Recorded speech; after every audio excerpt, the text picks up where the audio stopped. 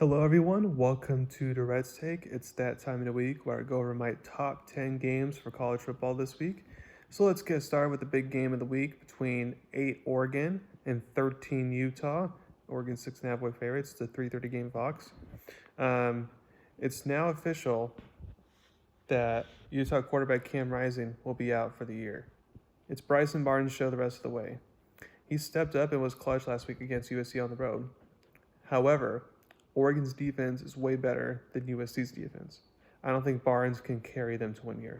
Therefore, the Utes will have to have a great run game, which they are capable of, and the defense will have to ball out, which they should do.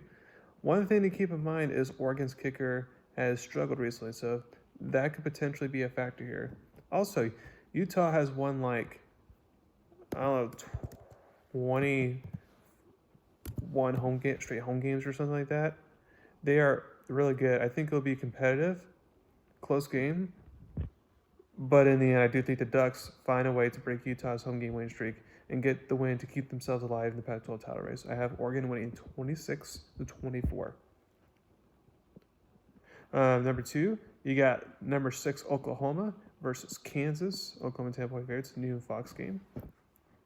Oklahoma got a wake-up call against UCF, no doubt about it. I hope they give Kansas their full attention. Kansas is one of the best offenses in college football, and they will try to turn this into a shootout. Unfortunately, Kansas quarterback Jalen Daniels will be back. Guess it'll be Jason Bean getting another start here. I mean, which he's good. He's one of the better backups in college football for sure, but he has not shown to be a clutch player. And with this game, I assume will coming down to the wire, I think the Sooners will survive once again to remain undefeated. I have them winning 35-31. Number 3, you got number 1 Georgia versus Florida. Georgia's 14.5-point favorites through their game CBS.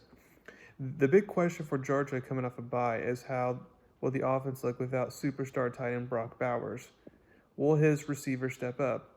I feel not having Bowers will cost them at some point. I just don't think it will be this game. Credit to the Gators. They are not a bad team like I thought they were going to be coming into the season, but they are still not a great team. And in big games, I still don't trust Florida quarterback Graham Mertz. This game will be close, and I feel in the end, Georgia's defense will make a key play, and they'll escape Jacksonville with a win. And I have Georgia winning 21-19. Number 4, you get 20 Duke versus 18 Louisville. Louisville 4-point favorites, 3:30 game ESPN. This game all comes down to Duke quarterback Riley Leonard's health. If he didn't re-injure his ankle against Florida State, they probably get the upset against the Seminoles last week. If Leonard does not play this game, then give me Louisville to win. If he does play, then give me Duke to win to get the upset. I feel Leonard's going to try to give it a go since they are still technically in the ACC title race. That's not over yet, so I feel like he's going to try to give it a go, and the defense can contain the good Louisville run game, and the Blue Devils get the big win on the road. I have them winning 20-16. Number 5, you got 21 Tennessee versus Kentucky. Tennessee 3.5-point favorites, 7 p.m. ESPN game. A lot of people thought this would be the battle for second place in the SEC East. Turns out it's more for third or even fourth place with Florida in the mix. I like the Wildcats here, though. They blew out Florida, who Tennessee lost to. The Wildcats are way better at home than they are on the road. Also, Tennessee is one of the most penalized teams in the country, and I feel against this kind of opponent that will cost them. Give me Kentucky for the upset. I have Kentucky winning 27-19. Number 6, you got Colorado versus 23 UCLA, or 17-point favorites, 7:30 game ABC.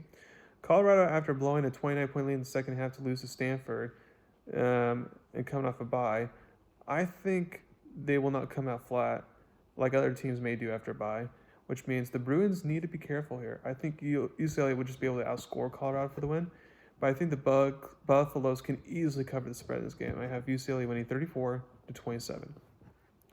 Number 7, you got 11 Oregon State, 3.5-point favorites versus Arizona, 10:30 game ESPN. Oregon State better be careful here. Arizona with the backup quarterback has looked a lot better than they did to start the season. They can put points on the board. They trounced Washington State, who Oregon State lost to. I think this game will come down to the wire, but I don't think Arizona's defense can stop the Beavers' run game, and that will be the difference maker in this game against the Wildcats. Beavers remain alive in the Pac-12 title race. I have Oregon State winning 34-31. Number 8, you got BYU versus number 7 Texas, who are 18-point favorites. 3:30 game ABC. By the way, a lot of good 3:30 games this Saturday. With Texas quarterback Quinn Ewers out, it's not the Arch Manning show, it's the Malik Murphy show at quarterback. Can he keep the ship afloat while Ewers is out? He has to be careful here in his first start. BYU is the type of defense you can move the ball on, but they are very good at taking the ball away. They forced 5 turnovers last week against Texas Tech, and I believe they're like a top 15 team in the country forcing turnovers, or turnover margin, either or. Texas will have to play clean football to win this game. I think this is a closer game than many expect because Ewers is out, but I think Steve Sarkisian will find a way to beat his alma mater and remain alive in the playoff race. Watch for the Longhorn defense to save the day here. I have Texas winning 24-19. Number 9, you got Clemson, 10-point favorites versus NC State, 2 p.m. game, CBW Network. I don't doubt yet that Clemson will make a bowl game. They should make a bowl game, which is good news. The good news. The problem is for Clemson, that's something that should be automatic, and it's kind of a low bar. What's in doubt is Clemson winning 10 games, which they would have to win out in order to win 10 games. Because even when Clemson is not a title contender, which they haven't been the past 2 seasons, they still win at least 10 games or so, or 10-4, 11-3, whatever. If they lose this game, that's a big issue for Dabo Swinney. I think the Wolfpack will make things interesting at home, but Clemson will find a way to win this game to avoid having a losing record in ACC play.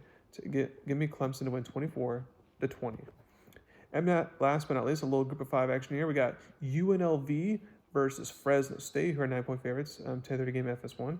Shout out to the UNLV Rebels. They are now bowl eligible for the first time in a decade.